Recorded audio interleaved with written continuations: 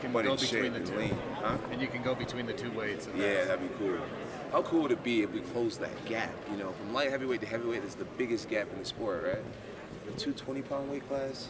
That makes a lot of sense. That would open up a whole different can of danger, don't you think? Yeah, interesting. It'd be real interesting. So, John, now knowing that DC is going to fight longer than March, which we originally thought, you're saying if in a perfect world, DC's on the table, Brock's on the table, you can pick which one. Dana says, bro, we like both these. Which one do you take? I take Brock Lesnar.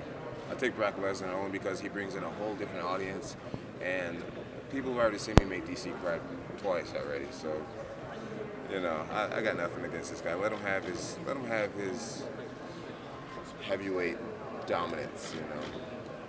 John, was it actually Conor McGregor that inspired you to look for those money-making opportunities, or was it just the fact you're out of the cage for so long and you need to make up the money that you missed? Oh, no. Financially, I'm doing all right, man. You know, not to sound like that, but I'm doing all right.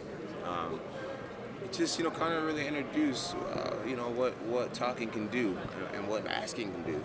You know what I mean? Oftentimes, I don't think the fighters realize that without the fighters, it's not much of an organization. And I just feel like if you feel like you know your worth, and if someone wants to have you step outside of your comfort zone to do something, they should make it comfortable for you. You know, they should make it worth your while. John, this quick turnaround is pretty exciting to see a guy of your caliber back so quickly. Is this something that we might see more of? I mean, do you feel like you could do this again? You know, normally I have normally my feet are really swollen after fights. I'm a heavy kicker. I run into a lot of things, but I fight through it during the fight. As soon as my adrenaline comes down, I can barely walk or put on a dress shoe. If that's not the case this fight, and I walk away unscathed, then I like to fight, you know, every quarter. That's the goal, man. As long as my body can hold up, I want to stay really active and just really make up for lost time. I feel like my fans, the few that I have left, have been so loyal and just so supporting and loving, and just to get back out there and just let them wear their Bones Jones t-shirts again with pride and be like, you know, this is why I support him in the bad times. You know, I just want to make up and give them a lot of content and give them a whole bunch of aha moments with their friends. You know, that'd be cool for me.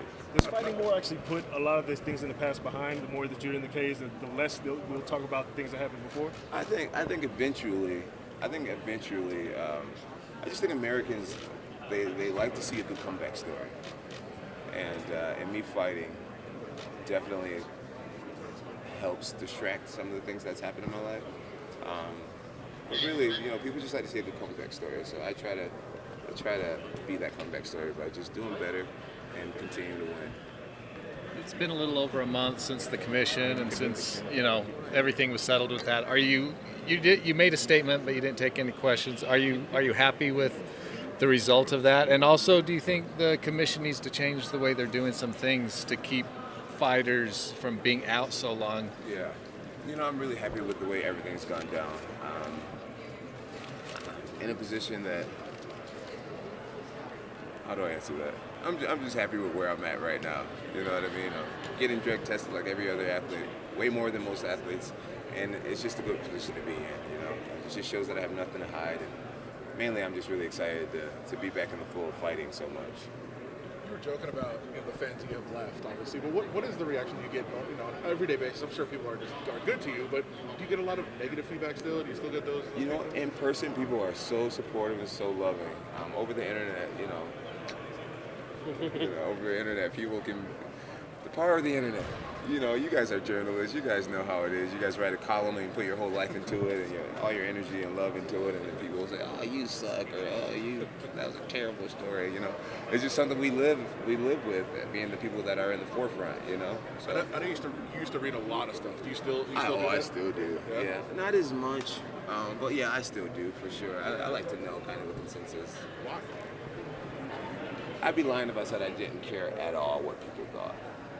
But I do care a lot less what the negative people are saying, for sure. I try to focus on the positive. You used to, you know, slide into people's comments. I'll still slide into DM now. I mean, so that's not something, like, you're still like, hey, listen, this is who I am, this is what I'm going to do, I enjoy doing it. Yeah, every once in a while, it just feels good to to put things in perspective with some people that are hating on you. You just don't feel like I'm way above. Like I've accomplished so much. I'm way above that. I never feel like I'm way above anybody. No, I've been through too much, man. I mean, just this summer I was super depressed. You know, my mom had died and stuff like that.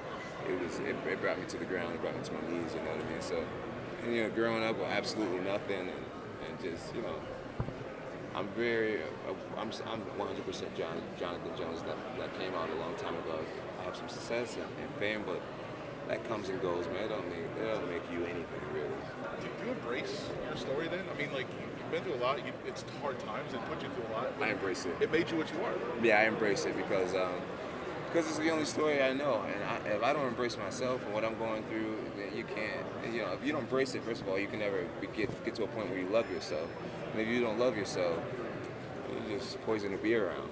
You know what I mean? So I always try to smile and reflect my best energy because I owe it to myself.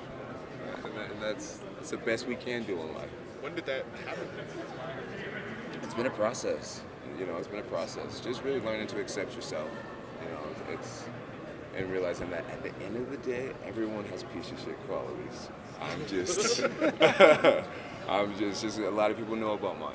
You know, What are yours? In your own words, what are yours? My piece of shit qualities? Yeah. Come on, man. I think my main thing was originally just liking to party too much. You know, being an idiot behind the wheel. I think that's been one of my worst downfalls. You know, if you think about some of the trouble I've got into, it's not like I've ever robbed anybody or beat up somebody or done anything crazy like that or used my, you know. It's been like drinking and driving, honestly, and I've eliminated that. I have a full-time security guard on the weekends when I tend to go out the most, and I've just taken that out of the equation. Pico-sized blessings. That was a good tweet. Pico-sized blessings? Did I say that? Yeah, you No, I did. didn't say that. You did. You did. Pico-sized blessings? How did I word Somebody it? running your account for you? You know, Wait a minute. Where'd you see that? It was recent. It was like recently, a couple days ago. Someone said, "I'm not blessed." And then someone said, and then you responded to them, "You are blessed, you are this, you are that, et cetera, et cetera." And then someone tweeted to you, "They're Pico-sized blessings." And you said, "Now you're starting to get it." Oh, okay. Yeah, maybe. I don't know. Yeah, Was that you? I've decided to. Well, I probably did do it, but I'm always up to something wild.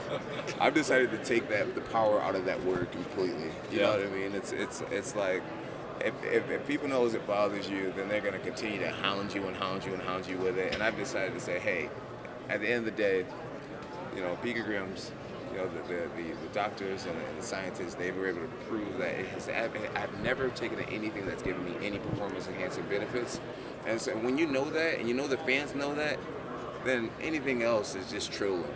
And so I've taken the power out of that whole idea, and now I'll make fun of myself about it. It's kind of a weird thing to know that like the commission has said that they plan to release your results, and there's a good chance that there will be a picogram in there, and then it's just the story again. Like It's just a story at this point. You know, a lot of times the only thing that sucks about it is oftentimes the fans don't click on the link. They'll just see the headline, Jon tests positive again, you know, capital again, all caps. And it just sucks that most of the fans aren't going to click on the link and actually read that this has been an occurring, you know, ongoing thing, and it's actually the same situation, just broken up into different fights. It doesn't bother me at this point, no. It's just when you learn to just realize that you can't control everybody else's emotions and the way they view you, and you got to learn to an extent not to just care. You know, as long as I'm taking care of my family and my close friends and making this money for my future, everything's gonna be okay. Everything else, you know, just be the best guy you can be, really. Do you have any resentment for the time lost? No, I don't. I don't have any resentment. Everything happens for a reason, and hopefully through my situation, this will be able to help fighters in the future. John, when you talk about that third DC fight at heavyweight, do you have a figure in mind that you figure in mind? Yeah, That'd that be you nice. No, I don't want to show my hand. I don't want to show my hand. You know, I'm sure the UFC be like, he said what for this fight? But you know, it would have to make some sense. You know, the UFC, we just got brought for $4 billion. 4.2. 4.2. So the money's there. You know, just take care of some of us guys. Well, what do you? I've been loyal for a long time. What do you think the interest is in a third fight? Like if you're asking for a certain amount, it's because you think the fight is worth something, Yeah, right? the What do you fight think why do you think that fight is so valuable? Well, the reason why I think it would cost more for me is because Daniel Cormier is considered by most people by some people I should say, it's the greatest of all time. And to fight the greatest of all time while he's weighing 30 pounds more than you, it's dangerous, no matter who you are. And so I would want to make it worth my while, because ultimately my health is on the line. About this fight, I feel like I haven't seen you do many interviews, John, and I haven't seen you in the media. I haven't seen is that something you're avoiding? Do you not really want to do media ahead of your fights? So far, I've done everything they've asked me to do. Huh. Yeah, they've asked me to do. I guess they haven't asked me to do that much this time. I'm just doing what I gotta do until I get my hands on Anthony. You brought up greatest of all time. Demetrius Johnson just recently lost, and he was considered, possibly, if not, if it wasn't you, it was him. Do you think there's any question now that you're not the greatest of all time? I think I've given up on the idea of wanting to be the greatest of all time, because greatness can vary in so many ways. Like, people can call you great because you speak well, or you carry the sport well, or you're charitable, or you maybe you're their certain religion they want you to be or not be. So greatness is a very opinion-based thing. I want to be the most dominant fighter that's ever existed, and so far I'm well underway with dominance. So if the standard is who you fought, who you've beat, is there any question in your mind about you? I hate questions that set me up to just sound arrogant, But I really don't think there's any question. No, I think the way I finished people and the resume, I don't think it can be disputed. Who would you guys think has the closest resume as far as beating as many champions that I've beaten and finishing champions, and at the young age that I was doing it, and continue to do it? Yeah, So. John, you said you're over the peak. John, you said you're over the picogram stuff, but what about at press conferences when people make like cocaine jokes and stuff like that? Cocaine jokes? I mean, it happens, man. At the end of the day, it happens, man. I was young, man. You give a kid several $1 million and a Bentley, and you start meeting all types of successful people and party people, and I realized that in a certain culture is a lot more normal than what people may realize.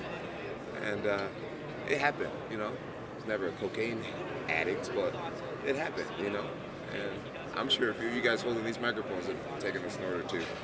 So shit happens, man. At the end of the day, you can't beat yourself up.